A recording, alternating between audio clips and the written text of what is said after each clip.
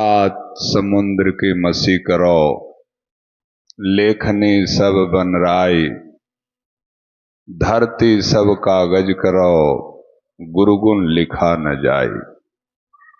ऐसे परम समर्थ गुरु महाराज के चरणों में बारंबार प्रणाम है एवं करुणामयी दया के सागर माता जी के चरणों में भी बारंबार प्रणाम है एवं इस दिव्य चेतना सत्संग के कलाचार्य पूज्य भैया जी के चरणों में भी बारंबार प्रणाम है एवं इस दिव्य चेतना सत्संग के उपदेशक धनंजय भाई साहब, प्रकाश भाई साहब के चरणों में भी बारंबार प्रणाम है एवं इस सभा में उपस्थित तमाम भक्तजन को भी मेरा प्रणाम है। एक बार की बात है, इसी प्रकार का सत्संग सभा चल रहा था। शुरू के दिनों में हम भी सत्संग में जाया करते थे। अनायास एक बार गुरु महाराज से पूजा समाप्ति के बाद हमने ये क्वेश्चन कर दिया कि सरकार, ये सत्संग कराने वाले जो व्यक्ति होते हैं उनको क्या मिलता है जो ये सत्संग के लिए इतना प्रेरित होकर आश्रम से प्रोग्राम लेना और अपना घर गृहस्थी को छोड़ के सत्संग के लिए इतना परेशान होना।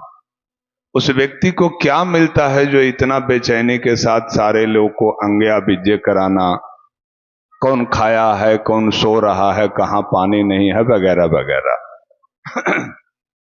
और दूसरा, वो व्यक्ति जो इस सत्संग सभा में आता है जिसमें 3 नुकसान तो हमें दिखता है, आर्थिक, शारीरिक और मानसिक। मैं इस सत्संग में आया हूं सरकार, तो इसमें 3 नुकसान जो हुआ है मुझे दिख रहा है। पहला नुकसान तो है कि अपना पैकेट से किराया खर्च करके मैं सत्संग में आया। दूसरा, घर में जो भी मेरा खाना पीना था समय के साथ आराम से खा लेते थे। और तीसरा, यहां पे कब खाना मिलेगा, कब सोना मिलेगा, ये 3 नुकसान मुझे यहां होता है।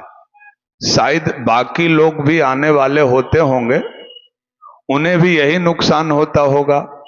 तो सरकार, उस व्यक्ति को क्या मिलता है कि वो अपना गाड़ी भाड़ा खर्च करके शारीरिक कष्ट उठा के भी सत्संग में आता है? उसे क्या मिलता है कि वो सत्संग में चला आता है? गुरु महाराज ने कहा कि बहुत अच्छी बात तुमने पूछा है, मैं इसको बताऊंगा। पूजा के बाद फिर मैं रिपीट किया कि सरकार आप बताए नहीं। बोले तुम दूसरे जगह सत्संग में आना, मैं बता दूंगा। वहां भी गए। इस तरह से लंबा समय बीत जाने के बाद अनायास एक दिन बुलाए, बोले तुम इधर आओ, तुम्हारा कुछ क्वेश्चन था, आज मैं आंसर दे देना चाहता हूं। और ये जो 3 नुकसान की मैं बात बताया, वो अपनी प्रविधि जो पूज्य भैया जी पूर्व के समय में जो क्रिया यहां बताए, वो प्रविधि क्या होता है। जब गुरु महाराज इस चीज को बैठा के क्रिया करवाए सभा में, तो सारा आंसर मुझे मिल गया। कहने का तात्पर्य है, सत्संग में आना, सत्संगी बन जाना, ये कुछ और बात है। इस सभा में बहुत सारे भाई बहन ऐसे भी आए हैं जो गुरु महाराज के जमाने में प्रविधि उनसे भी सीखा, पूज्य भैया जी भी बता रहे हैं। कुछ ऐसी बातें होती है जो वाणी से परे होता है, वो वाणी से प्रमाणित नहीं किया जाता है, वो अनुभव का विषय है। अगर उसको वाणी से कह दिया जाए, जैसे 2 गिलास में एक में नमक मिला दिया जाए, एक में चीनी मिला दिया जाए, जब तक उसका टेस्ट का स्वाद कोई नहीं लिया है, ये वाणी के द्वारा कौन सा शब्द से प्रमाणित किया जाए कि यह नमक है, यह चीनी है? जो व्यक्ति कभी ना नमक यूज किया है, ना चीनी यूज किया है।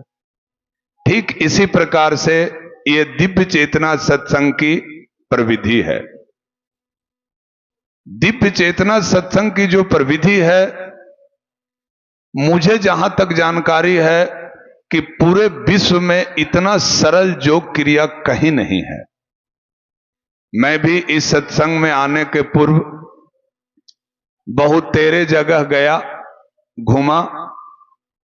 मुझे भी इसी बात की तलाश थी, और गुरु महाराज के जब शरणागत हुए तो हर एक वस्तु का दीदार हो गया।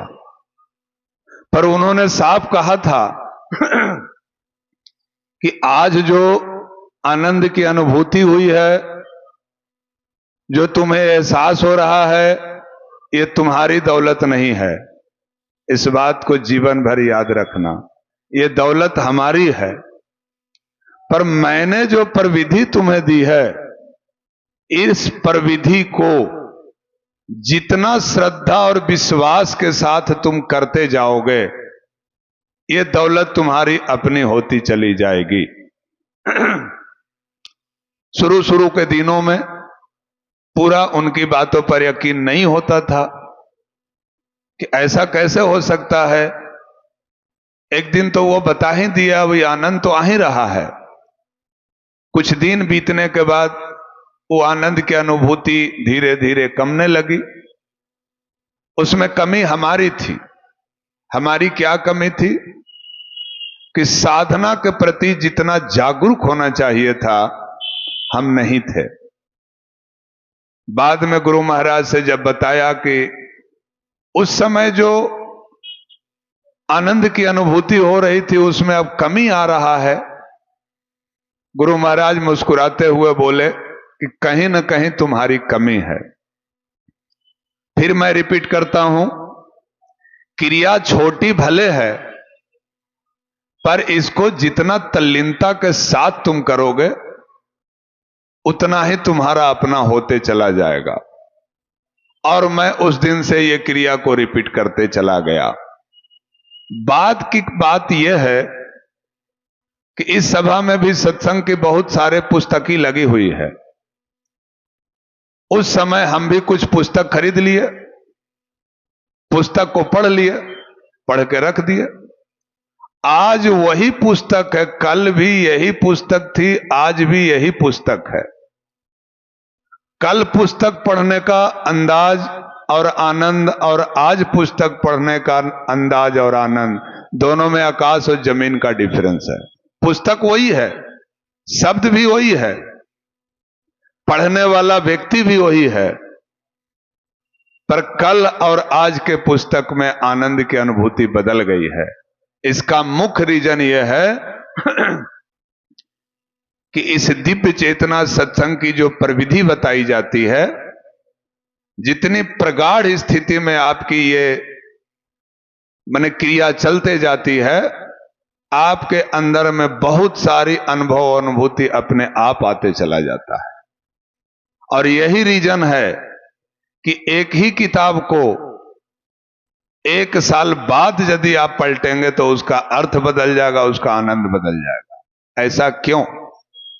इसलिए कि आपने जो साधना किया, साधना के बाद जो आपके अंदर में शक्ति जो एकत्रित हुआ, उसका अनुभव तो रहेगा ही। अब उस नजरिया से पुस्तक का अर्थ आपके अंदर में नजर आने लगता है। और इतनी सरल साधना इतनी आसानी से हम लोग को मिला, अब इस बात का एहसास होता है। जिस साधना प्रविधि के लिए हम लोगों को 4 आने का कोई डोनेशन दान देना नहीं पड़ा, और स्पष्ट हमारे गुरु महाराज ने मंच से घोषणा किया, मैं किसी पर टीका टिप्पणी नहीं करना चाहता हूं, पर उन्होंने साफ कहा था कि अध्यात्म विद्या और बेटी दान का विषय है, ये बिक्री का विषय नहीं है।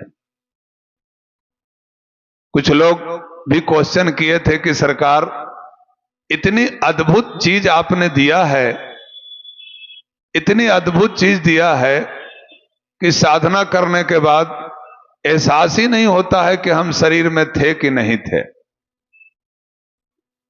इसी पर गुरु महाराज बताए थे कि अध्यात्म और बेटी दान का विषय है, ये बिक्री का विषय नहीं है।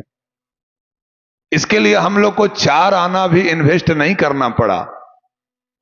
भला सोच सकते हैं कि जो विद्या हम लोगों को इतनी आसानी से बैठा कर उन्होंने दे दिया, इस विद्या को वो अपने अंदर में उतारने में कितनी लंबी परेशानियां झेलनी पड़ी होगी। कुछ तो सामने नजर से देखे हैं हम लोग, सारी सुख सुविधा रहते भर में न जाने हम लोगों के लिए कितना कष्ट उठाए हैं, कुछ तो अपने आंखों से देखा हूं। आज हम लोग कहीं सत्संग में आते हैं तो इस बात के लिए फिक्र करते हैं, व्यवस्थापक से डिमांड करते हैं, कोई व्यवस्था नहीं है रहने का, खाने का व्यवस्था नहीं है। पर मैं अपने आंखों देखा हूं, हमारे परम पूज्य गुरु महाराज को कुछ ऐसे जगह पर भी प्रोग्राम देने की आवश्यकता पड़ी और वहां गए, साथ में मैं था। आप सोच सकते हैं कि इस दिव्य चेतना में कोई अमीरी गरीबी बड़ा छोटा का भाव इसलिए नहीं है, जिसका प्रमाण है। वो व्यक्ति के पास गए तो 2 रूम फूस का झोपड़ी का उसके पास था, मिट्टी का घर था, गांव में लाइट का अभाव था, एक लैंप जला के टांग दिया था और फूस का टुकड़ा ऊपर से गुरु महाराज पर गिर रहा था, एक खगड़ा का पंखा दे दिया था, एक साधारण सा बेडशीट बिछा दिया था। जेठ का महीना था। हम लोग देखे कि जब हमारे गुरु महाराज के लिए कोई व्यवस्था नहीं है तो हम लोग क्या करेंगे। भरी जेठ के दोपहरिया में एक नीम के पेड़ तर दर्री बिछा दिए और उसी में आराम से हम लोग पूरा दोपहर बिता लिए। लोटा लेके गुरु महाराज गांव में खेत में चले गए लैट्रिन, चापाकल पर स्नान कर लिए, पर थोड़ी सी चेहरे पे सिकन नहीं थी। आज जो मंच पे चित्र देख रहे हैं ना, जो चेहरे पे मुस्कान है ना, ये निरंतर मुस्कान रही। जो भी गुरु महाराज के सानिध्य में इस सभा में पुराने भाई बहन बैठे हैं, इस बात का प्रमाण है। अपने जीवन में उनके पास कभी चेहरे पे सिकन नहीं आया, चेहरे पे हर समय मुस्कान ही रहा। उस स्थिति में भी मैंने देखा कि जेठ के महीना में जब सत्संग का प्रोग्राम दे दिए तो वहां से ड्यूटी से आके और बस के छत पर बैठ के गए कि सत्संग का प्रोग्राम न छूट जाए। सोचिए सत्संग का प्रोग्राम कितना इंपॉर्टेंट था कि उस समय छत पर बैठ के भी वो प्रोग्राम को पकड़ लिए। और हम लोग को सत्संग में कहीं जाना होता है तो टिकट का देखते हैं प्रॉब्लम, दूरी देखते हैं, व्यवस्था देखते हैं। पर गुरु महाराज ने साफ कहा ये दिव्य चेतना सत्संग वो सत्संग है कि चाहे एक दिन के लिए भी साधक इस सभा में अगर बैठ जाता है तो उसके अंदर दिव्य चेतना का बीजारोपण हो जाता है। अंतर इतना ही है कि एक दिन की आपकी साधना है तो मजदूरी भी एक दिन का ही आपके पास कलेक्शन होगा। ऐसा नहीं है कि 10-20 साल का कलेक्शन होगा। पर यह दिव्य चेतना का ऐसा देन है कि एक दिन के लिए भी यदि आप आए हैं, और इसका प्रमाण है, ऐसी बात नहीं है कि यहां पर किसी प्रकार का कान में कुछ फूका जाएगा या बताया जाएगा। अभी और इसी जमी पे आप अनुभव करेंगे कि यह दिव्य चेतना क्या है, बशर्ते कि जो आपको क्रिया बताया जाएगा उस समय बहुत आराम से उस क्रिया को आप समझें और उस रूप से इस क्रिया को यहां पर करके देखें। उससे यह आभास हो जाएगा कि दिव्य चेतना कितना पावरफुल सत्संग है। मैं किसी के बारे में कोई टीका टिप्पणी नहीं कर रहा हूं, पर मेरी जो अपनी संस्था है, मैंने जो इस दिव्य चेतना से पाया है, जो अनुभव किया है, मैं उसकी बातें कर रहा हूं। इसमें नए पुराने दोनों भाई बहन बैठे हैं। पुराने वाले भाई बहन इस बात से भली भांति अवगत हैं कि दिव्य चेतना क्या है। दूसरी बात, आप कौन से मिशन से हैं, किस जाति से हैं, किस धर्म से हैं, किस भगवान का पूजा करते हैं, ये यहां कोई मायने नहीं रखता है।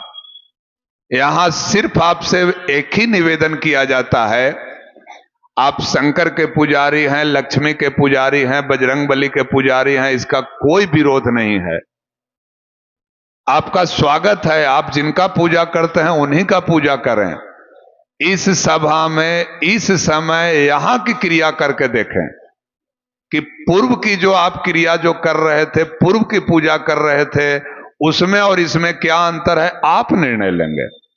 ये मुझे बताने की जरूरत नहीं है। और फिर आप निर्णय लेके देखें कि कौन सी पूजा हमारे लिए अति आवश्यक है। हमारे यहां किसी प्रकार का कोई बंधन नहीं है, कोई पाबंदी नहीं है कि आप अब शंकर जी के पूजा कर रहे हैं तो ये सत्संग में आ गए, अब तो भारी बेइज्जती हो गया।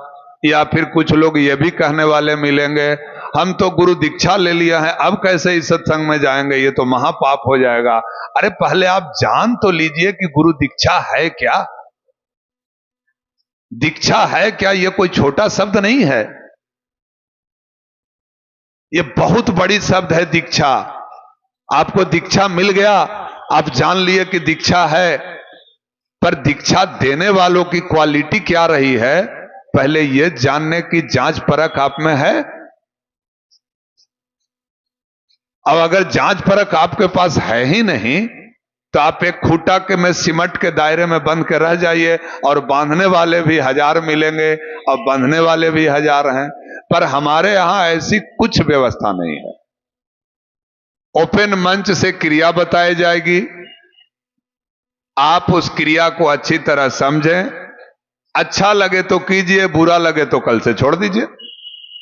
आपके ऊपर कोई पाबंदी नहीं है कि आप दिव्य चेतना सत्संग में आ गए तो अब तो करना ही करना है, ऐसी कोई मजबूर नहीं किया जाता। यहां स्पष्ट जो भी होता है अनुभव अनुभूति की बात होती है। अगर आप यहां पर बैठ के इस क्रिया को करके देखें, अगर आपको लगता है कि ये दिव्य चेतना सत्संग में आनंद आया तो घर जाके रिपीट कीजिए, अगर आपको बुरा लगा कल से छोड़ दीजिए, कोई पाबंदी नहीं है। पर इतना तो मैं अवश्य कहूंगा कि अगर इस सभा में जो पहली बार भी भाई बहन बैठे हैं, अगर अच्छी तरह क्रिया जो अभी पूज्य भाई साहब बताएंगे, उस क्रिया को अच्छी तरह समझ लें और समझ के उस क्रिया को करके देखें, मैं उम्मीद करता हूं कि आपको इस बात का एहसास हो जाएगा कि ये पूजा और आगे वाला पूजा में अंतर क्या है। हमारे यहां कोई दिखावे की भावना नहीं है, जो भी है पटल पे ओरिजिनल है। और हमारे गुरु महाराज ने इसी क्षेत्र के जमी से ये घोषणा कर दिए हैं। जैसे कुछ भाई बहन को ऐसा प्रतीत हो रहा होगा कि अब तो मंच पे एक मूर्ति फोटो रखा हुआ है, इस बात को भी मैं क्लियर कर दे रहा हूं। इसी जगह पर नटवार की भूमि से उन्होंने साफ घोषणा किया था कि मुझे जितना कार्य करना चाहिए शरीर रूप में रह के मैं नहीं कर रहा हूं, जितना ज्यादा मैं सूक्ष्म रूप से करूंगा। अब आज ऐसा बीत रहा है, दिख रहा है। आज जो आनंद और अनुभव जो भी आप महसूस करेंगे, ये दाता पूज्य गुरु महाराज हैं, इसलिए कि ये सभा उनकी है। जो क्रिया करेंगे उससे संबंध भी आपका गुरु महाराज से कायम होगा। भले ही आपको लग रहा होगा कि मंच पे चित्र रखा हुआ है, पर जब तक के उस क्रिया को आप करेंगे नहीं, ये वाणी का विषय नहीं है। कुछ करके देखिए, इसके बाद एहसास होगा। और फिर मंच से बहुत सारी जो बातें कही जाती है प्रवचन के द्वारा, इसको समझने के लिए भी आपको सत्संग करना होगा, तभी पूरी पूरी बात समझ में आएगी। वरना जितनी बातें पूर्व के बेला में कही गई है, उसको समझने के लिए भी सत्संग आपको करना होगा। वरना जब तक आपकी भूमि इस प्रकार की नहीं बनेगी, आप इस चीज को नहीं कर सकते हैं। इसलिए मेरा आप सभी भाई बहन से यह निवेदन है कि जो भी सभा में नए भाई बहन आए हैं, आराम से इस क्रिया को समझें और इस क्रिया को करके देखें। आपको अपने खुद में निर्णय लेना है कि यह दिव्य चेतना सही है या पूर्व की जितना मैं क्रिया कर रहा था वो सही है। ओम शांति।